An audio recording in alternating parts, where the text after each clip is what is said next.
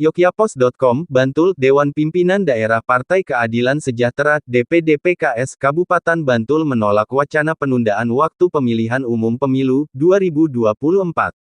Penegasan tersebut disampaikan Ketua DPD PKS Kabupaten Bantul, Agung Laksono Sesmeling saat menghadiri Rakerda PKS Kabupaten Bantul, Minggu, tanggal 13 Maret tahun 2022. PKS juga mengoptimalkan program kerja yang inovatif dan kreatif untuk membesarkan partai ini di masa mendatang. Kami secara tegas menolak penundaan pemilu 2024. Penundaan pemilu bertentangan dengan konstitusi yang berlaku, kata Agung Laksono. Terkait Rakerda, PKS Bantul tetap kerja ekstra keras untuk membesarkan partai masa mendatang. Oleh sebab itu Rakerda mengusung tema, empati, kontribusi dan kolaborasi, dalam upaya mencapai target memenangkan pemilu. Pola kerja PKS Bantul menyesuaikan dengan program kerja DPP dan DPW DIY. Sedangkan Bantul akan merencanakan dan menggarap peluang serta potensi yang ada. Komitmen keistimewaan dan komitmen nasionalisme kebangsaan berjalan secara harmonis.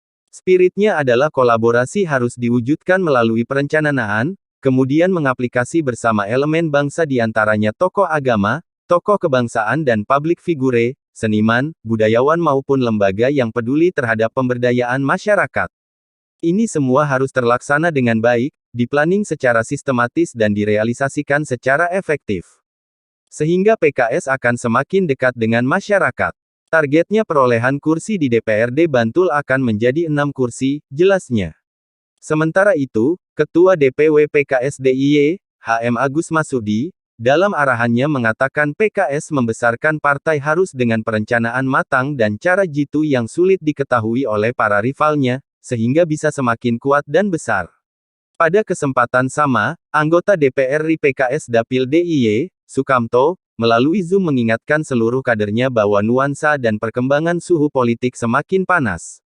Harus disikapi cerdas dan tegas, termasuk terkait adanya wacana penundaan waktu pemilu 2024.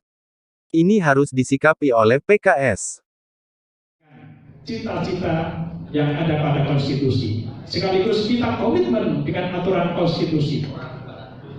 Dan konstitusi mengatur dengan jabatan presiden yang sudah ditentukan, sehingga marilah kita semuanya dan kepada seluruh elemen masyarakat dan bangsa agar menjadi pihak yang paling taat kepada konstitusi kita. Bapak Ibu yang dirahmati Allah,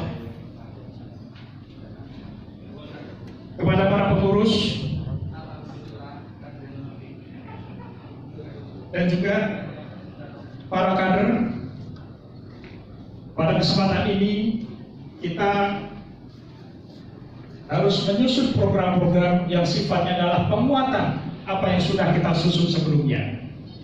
Kita lakukan dan monitoring terhadap berbagai program yang sudah kita susun dan sudah kita jalankan.